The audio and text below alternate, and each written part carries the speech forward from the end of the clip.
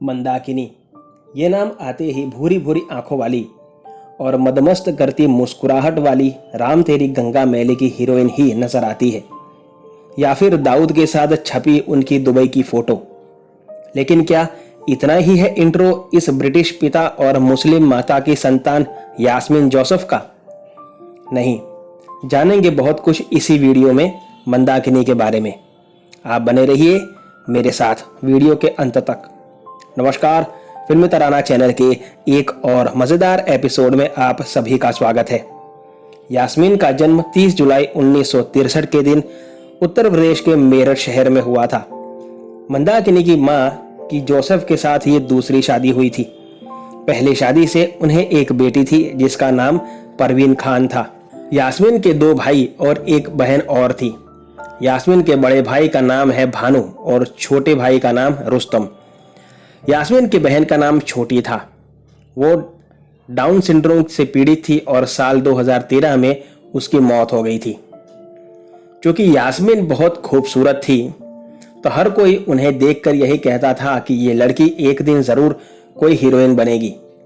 लोगों से मिलने वाली इस तारीफ ने कम उम्र से ही यास्मीन को फिल्म इंडस्ट्री की तरफ अट्रैक्ट करना शुरू कर दिया था। कम उम्र से ही वे फिल्मों में हीरोइन बनने का ख्वाब देखने लगी थी। 80 के दशक की शुरुआत से यास्मीन ने फिल्मों में काम करने के लिए मेहनत करना शुरू कर दिया था। सनी देओल की डेब्यू फिल्म बेताब और फिर 1983 में आई लावा के लिए उन्होंने ऑडिशन भी दिया था, लेकिन इनकी किस्मत ना होने की वजह से इन दोनों फिल्मों में वे रिजेक्ट हो गई थी। यास्मीन की किस्मत ने उस वक्त एक करवट ली जब कुमार गौरव के साथ उन्हें एक फिल्म के लिए चुन लिया गया था। मगर उन्हीं दिनों कुमार गौरव अपनी पहली फिल्म लव स्टोरी की सक्सेस की वजह से थोड़े घमंडी हो चुके थे। उन्होंने स्टार्स वाला नखरा दिखाते हुए कहा कि मैं अपनी पहली फिल्म की हीरोइन विजेता पंडित के अलावा और किसी नई हीरोइन के साथ में काम नहीं करूंगा। इसी वजह से वो फिल्म भी मंदाकिनी को ना मिल पाई। मंदाकिनी निराश नहीं हुई। यहाँ इनका नाम यास्मीन ही रखेंगे। मंदाकिनी नाम इनका कब हुआ वीडियो में आगे पता चलेगा। यास्मीन को निराशा तो काफी हुई, लेकिन उन्होंने हार नहीं मानी। यास्मीन ने कुछ ऐसी फिल्में भी साइन की थी जो कभी बनी ही नहीं, मगर 1985 में यास्मीन को ऐसी फिल्म मिल गई जिसने उनको फिल्म स्टार्स और फिल्म इंडस्ट्री से जुड़े लोगों के बीच उठने बैठने का मौका दिला दिया। ये फिल्म थी मजलूम और यास्मीन ने इसे सन 1985 में साइन किया था। फिल्म के प्रोड्यूसर थे रंजीत विर्क और उन्हीं के साथ यास्मीन को फिल्मी पार्टियों में जाने का मौका मिलने लगा था।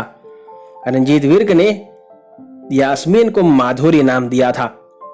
एक फिल्मी पार्टी में ही राज कपूर की नजर यास्मीन पर पड़ी थी। उन दिनों राज कपूर अपने छोटे बेटे राजीव को बॉलीवुड में लॉन्च करने की तैयारी कर रहे थे और राम तेरी गंगा मैली फिल्म की प्लानिंग कर रहे थे।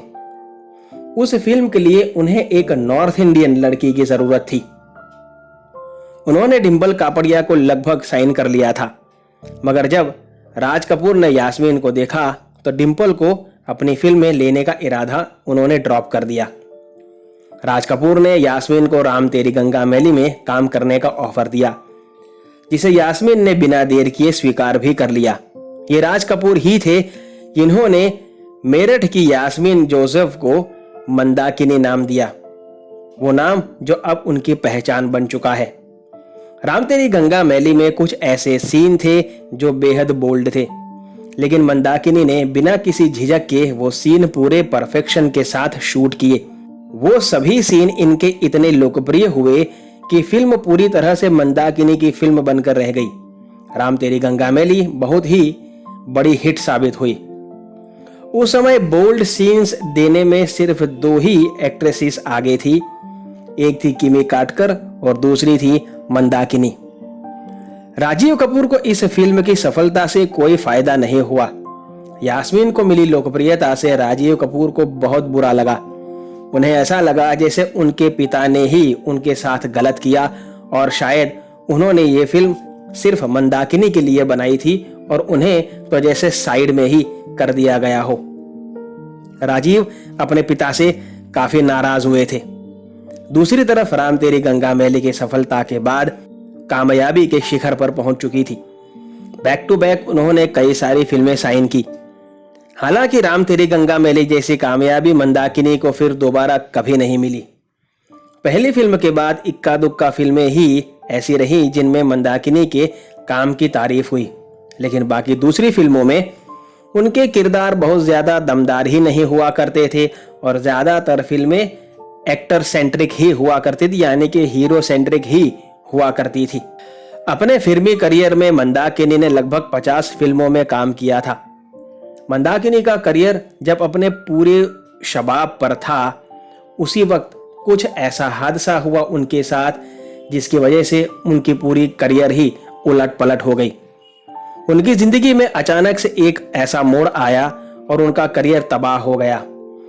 1994 में लीक हुई एक फोटो में मंदाकिनी दाऊद के साथ नजर आई थी, जिसके बाद वो अचानक ही बॉलीवुड के गलियारों में दाऊद की गर्लफ्रेंड बनकर छा गईं।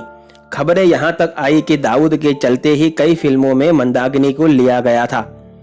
कोई उन्हें दाऊद की पत्नी तो कोई रखेल कहने लगा। बदनामी शुरू हो गई और दूसरी तरफ काम मिलना भी बंद हो गया। फिर मंदाकिनी ने अपनी करियर को आगे बढ़ाने के लिए गाना गाना शुरू कर दिया। उन्होंने 2 एल्बम निकाले, नो वैकेंसी और शंबाला। दोनों बुरी तरह पिट गए। हालांकि एक इंटरव्यू में मंदाकिनी ने कहा था कि मुझे समझ नहीं आता कि दाऊद के साथ मेरा कब तक नाम जुड़ता रहेगा। कई बार मैं कह चुकी हूं कि दाऊद से मेरे कभी कोई भी रिलेशन रहे ही नहीं थे।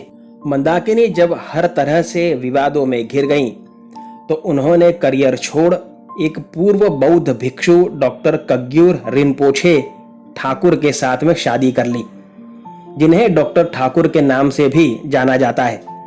इस जोड़े ने 1990 में शादी की और उनके 2 बच्चे हैं। डॉक्टर ठाकुर एक सम्मानित आध्यात्मिक शिक्षक और चिकित्सक हैं और उन्होंने बौद्ध धर्म और ध्यान पर कई किताबें लिखी हैं। वे वाना फाउंडेशन नामक एक आध्यात्मिक केंद्र के संस्थापक भी हैं, जो भारत के देहरादून में स्थित है। शादी करने के बाद मंदाकिनी ने फिल्म उद्योग से संन्यास ले लिया और अपने परिवार के साथ एक निजी जीवन जी रही हैं। हालांकि उन्होंने हाल के वर्षों में एक लो प्रोफाइल जीवन ही रखा है, फिर भी वे भारतीय सिनेमा में एक सम्मानित अभिनेत्री बनी हुई हैं। विशेष रूप से राम तेरी गंगा मैली और जब जब फूल खिले जैसी फिल्मों में उनके यादगार प्रदर्शन को अब भी याद किया जाता है। हाल के दिनों में मंदाकिनी मुंबई में तिब्बत योगा सिखाती हैं और उनके पति का तिबेटियन हर्बल सेंटर है, जहां वो तिबेटियन हर्बल का व्यापार करते हैं। कैसा लगा आपको मंदाकिनी के बारे में जानकर, ये मुझे कमेंट बॉक्स में जरूर बताइएगा। आपसे मुलाकात होगी जल्द, तब तक अपना ख्याल रखें। धन्यवाद।